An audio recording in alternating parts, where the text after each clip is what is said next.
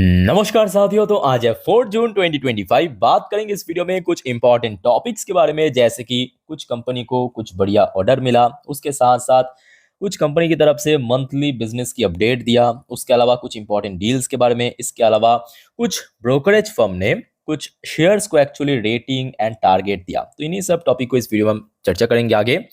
सो एक एक करके कंपनी यानी शेयर्स का नाम, उसके साथ साथ कौन कौन सी टॉपिक है आपके साथ में शेयर करता हूं। सबसे पहले हम बात करेंगे एक ऐसे कंपनी की शेयर्स के बारे में जिसकी आज मंथली बिजनेस की अपडेट आया। IEX शेयर क्लोजिंग दिया 202 रुपए 20 पैसे पे, लगभग आधा % ज्यादा तेजी के साथ।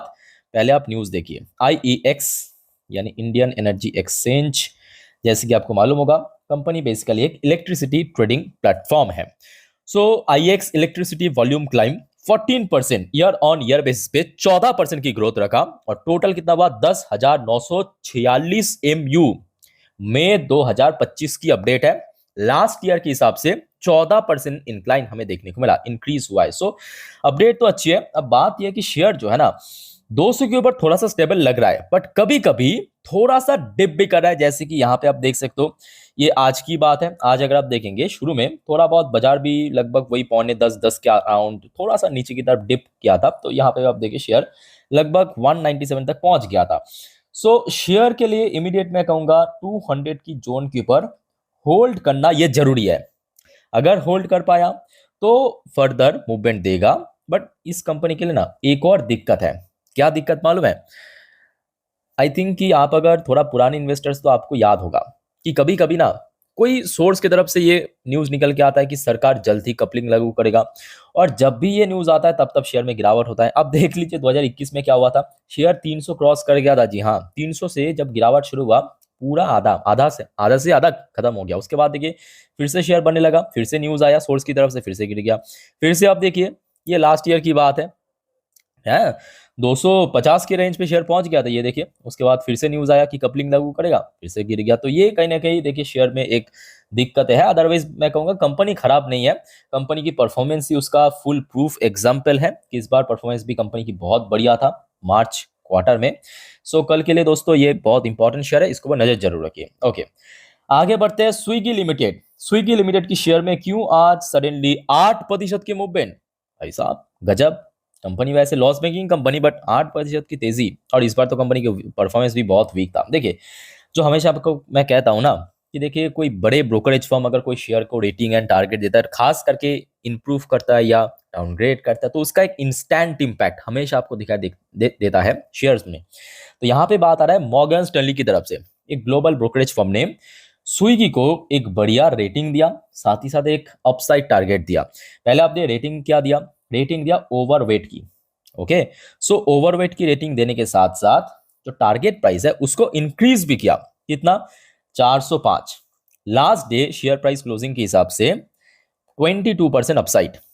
ओके, सो इसके पहले जो टारगेट दिया था 390 की, उसको बदल के इस बार 405 की टारगेट दिया। अब देखिए जरूरी नहीं है कि इमीडिएटली पहुंच जाएगा, ठीक है, क्योंकि शेयर मैं कहूंगा कंपनी वैसे तो लॉस मेकिंग कंपनी है, सो बहुत ज्यादा रिस्की है। और इस बार अगर आप देखेंगे कंपनी की नुकसान जो है बहुत बढ़ चुका है, काफी ब्रॉड हो चुका है। मतलब देखिए प्रीवियस ईयर में जितना लॉस हुआ था मार्च क्वार्टर में, इस बार 94% इंक्रीज हो गया लॉस।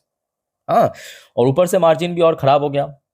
सो रिस्की तो है, तो थोड़ा सा सोच समझ के, ये मत करना कि कोई ब्रोकरेज ने कहा, कोई बड़े एनालिस्ट ने कहा, एकदम आंख नाक बंद करके नेक्स्ट डे निवेश करते हैं, ये गलत बात है।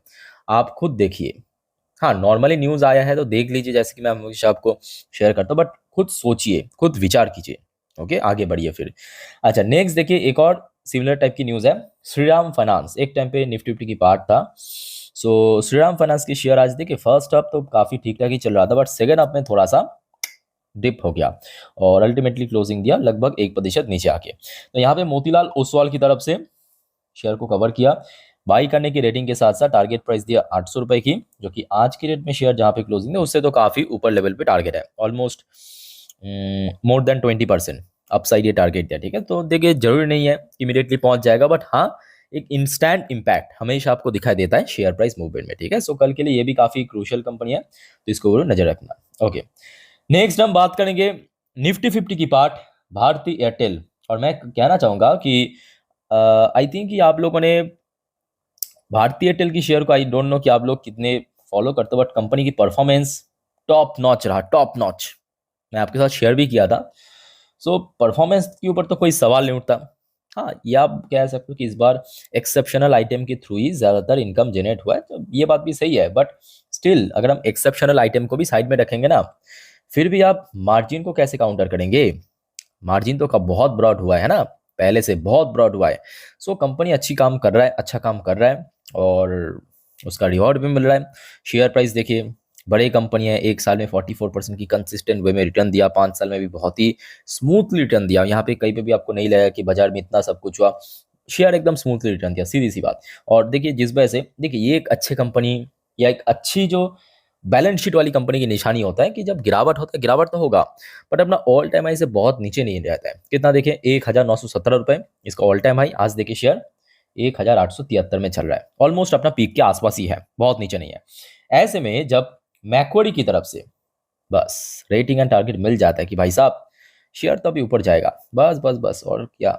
ये देखिए नॉर्मल टारगेट दिया है 2050 की, नॉर्मल टारगेट दिया 1 ईयर की, देखिए मेंशन भी किया, एक साल के लिए 14% अपसाइड, 2050 की target. But best case scenario या बुल केस सिनेरियो पे टारगेट बढ़ा के 2350 की भी टारगेट दिया, मतलब काफी ऊपर लेवल पे।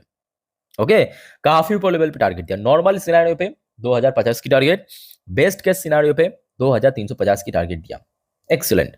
सो कंपनी देखिए डिजर्व भी करता है, अच्छी कंपनी है, अच्छा काम कर रहा है, तो आई थिंक पहुंच जाएगा। बस एक ही चीज मैं कहूंगा बार बार कि कंपनी कितने भी बड़े हो, कितने भी छोटे हो, patience is most important. Patience is most important thing in market, याद रखना ये। ओके, सो भारतीय एयरटेल के लिए ऊपर की तरफ तो कोई खास लेवल नहीं है, जो भी है इसका ऑल टाइम हाई है। बट नीचे की तरफ अगर हम बात करें, जो सपोर्ट लेवल बीच में बहुत बार सपोर्ट मिला था, वो एकदम नीचे की तरफ 1800 की लेवल, 1800 के लेवल पे, ठीक है। सो ये एक सबसे वाइटल लेवल है नीचे की तरफ। ओके, आगे बढ़ते हैं। Next important share Ashok Leyland. Ashok Leyland की परफॉर्मेंस भी इस बार काफी बढ़िया रहा, एक्सीलेंट परफॉर्मेंस। ये देखिए मार्च क्वार्टर सब सेगमेंट पे बढ़िया काम किया, चाहे मार्जिन की बात करें काफी ब्रॉड हुआ, प्रॉफिट बढ़ गया, रेवेन्यू इंक्रीज हुआ। सो शेयर भले ही आज थोड़ा बहुत नीचे क्लोजिंग दिया, does not matter. Company long term के लिए एकदम लंबे रेस की घोड़ा है, और शेयर में कोई बहुत बड़ा डिक्लाइन भी हमें लास्ट 2 हफ्तों से देखने को नहीं मिला है ना। सो न्यूज देखिए, जो अपडेट है पहले आप देखिए, तमिलनाडु स्टेट गवर्नमेंट की तरफ से कंपनी को ऑर्डर मिला कि टोटल 543, ओके, जो कि बस सप्लाई करने के लिए, जिसकी कुल कीमत एक बार मैं आपको दिखा देता हूँ। ये देखिए, हाँ मिल गया, 183.80 करोड़, जिसकी कुल कीमत बताया जा रहा है लगभग 183.80 करोड़ रुपीज, 183 करोड़ 80 लाख रुपए। ओके, और यहाँ पे कुछ डिलीवरी की डेट भी दिया है कि अभी तो बस ऑर्डर मिला है जून 2025 में, और कंपनी के हाथ में जो टाइम है दिसंबर 2025, मतलब नेक्स्ट 6 महीने के अंदर डिलीवरी देना पड़ेगा। ऑब्वियसली बात है, अच्छी कंपनी है और आराम से कर देगा, ऐसी कोई बात नहीं है। अच्छा, शेयर प्राइस की अगर हम बात करें, मेनली जहां पे शेयर बार बार हर्डल फेस कर रहा है या रेजिस्टेंस फेस कर रहा है, वह है 250 की लेवल। 250 को लेवल क्रॉस कर गया तो शेयर में एक बड़ा मूवमेंट आ सकता है। और वैसे अगर हम बात करें, शेयर अपना ऑल टाइम हाई से बहुत नीचे भी नहीं है, 264 की हाई है, और आज आपको शेयर लगभग वही 235-40 के रेंज पे दिखने को मिल जाएगा। लास्ट 5 ट्रेडिंग सेशन अगर आप देखेंगे, शेयर लगभग ये देखें 200 ऊपर की तरफ वही 45-40, नीचे 35, इसी लेवल के आसपास थोड़ा सा कंसोलिडेट करे, जो कि अपने आप में बहुत अच्छा साइन है कि शेयर में कोई बहुत बड़ा गिरावट नहीं हो रहा है, एक पर्टिकुलर लेवल पे कंसोलिडेट करे। ओके, अच्छा दोस्तों, आगे बढ़ते हैं नेक्स्ट इंपॉर्टेंट टॉपिक पे। जाने से पहले आप सभी को रिक्वेस्ट करूंगा, अगर आपको वीडियो अभी तक अच्छा लगा, इन्फॉर्मेटिव लगा, प्लीज वीडियो को लाइक करना, और प्लीज चैनल को सब्सक्राइब करके जरूर रखना इस टाइप की इन्फॉर्मेटिव वीडियो हर रोज पाने के लिए। अच्छा, नेक्स्ट जो शेयर है विप्रो लिमिटेड। विप्रो लिमिटेड की शेयर आज पॉजिटिव में क्लोजिंग दिया है। वैसे बाजार की सेंटिमेंट भी आज पॉजिटिव में था, आईटी सेक्टर भी पॉजिटिव में क्लोजिंग दिया। Wipro share rise after multi year deal with US security firm Entrust. तो यूएस की जो सिक्योरिटी एक कंपनी है एनट्रस्ट, इनके तरफ से एक मल्टी ईयर डील साइन किया। एक बार मैं आपको समझा देता हूं कि कंपनी की तरफ से क्या कहा है आर्टिकल में। India's 4th largest IT service company यानी Wipro climbed as much as 1.4%। ये अर्ली मॉर्निंग की स्टोरी है, ऑन वेडनेसडे 250 के आसपास निकल गया था।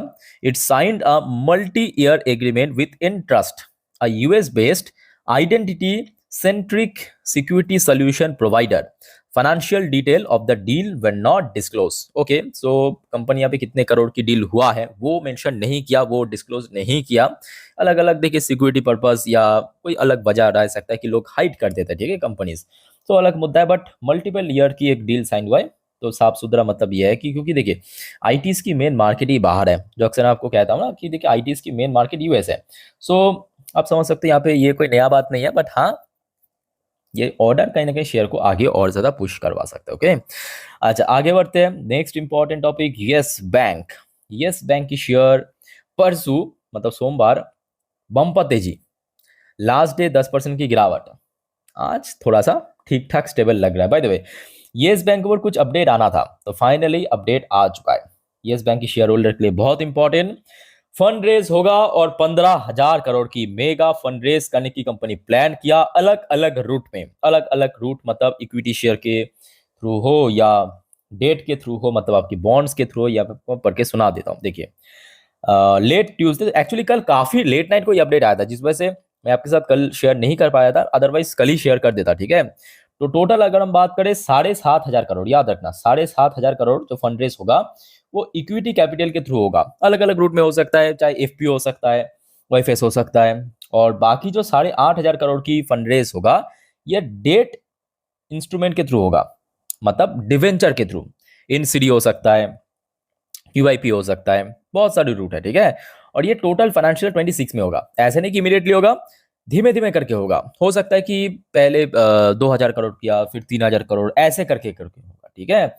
सो ये फंड रेजिंग मैं कहूंगा कहीं ना कहीं शेयर को आगे और ज्यादा पुश कर सकता है। उसके साथ साथ ये भी मेंशन किया कि फंड रेज जो होगा ये बोथ मतलब डोमेस्टिक इन्वेस्टमेंट, मतलब जो इन्वेस्टर्स हैं डोमेस्टिक इन्वेस्टर्स के थ्रू भी होगा, इंटरनेशनल इन्वेस्टर्स के थ्रू भी होगा, ठीक है। तो ये कहना कि अच्छी अपडेट है। और येस बैंक के लिए इमीडिएट जो ऊपर की तरफ रेजिस्टेंस लेवल है वो 25 के आसपास है, और नीचे की तरफ जो सपोर्ट लेवल है वो 20 के आसपास है, ठीक है।